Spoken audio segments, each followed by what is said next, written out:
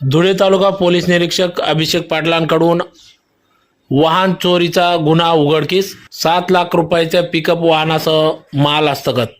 दिनांक 22 फेब्रुवारी 2025 रोजी 5:30 वाजेच्या सुमारास पिंपळनेर येथून हिरालाल रघुनाथ दसपुते वय 52 राहणार पिंपळनेर तालुका साक्री जिल्हा धुळे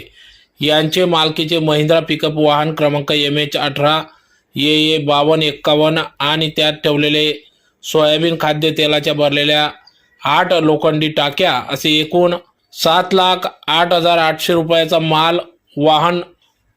अज्ञात चोरट्यांनी चोरून नेल्याची तक्रार पिंपळनेर पोलीस ठाण्यात गुन्हा दाखल करण्यात आला होता। त्या अनुषंगाने सदर घटनेची माहिती प्राप्त होताच पोलीस निरीक्षक अभिषेक पाटील यांनी गुन्ह्यासंदर्भात माहिती घेऊन गुन्ह्याचे गांभीर्य लक्षात घेऊन अधीनस्थ असलेले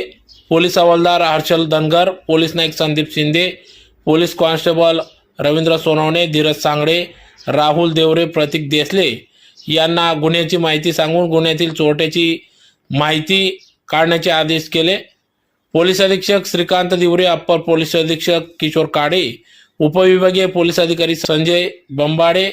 यांना घटनेची माहिती दिली व त्या अनुषंगाने त्यांच्या मार्गदर्शनात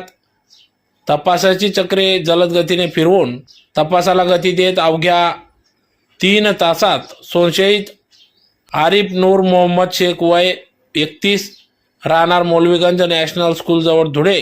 यास ताब्यात घेऊन विचारपूस केली असता त्याने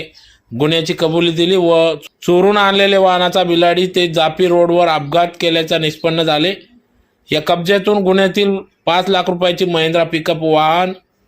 आणि 2,08,800 रुपयाचे सोयाबीन खाद्यतेलाच्या 8 लोखंडी टाक्या असा एकूण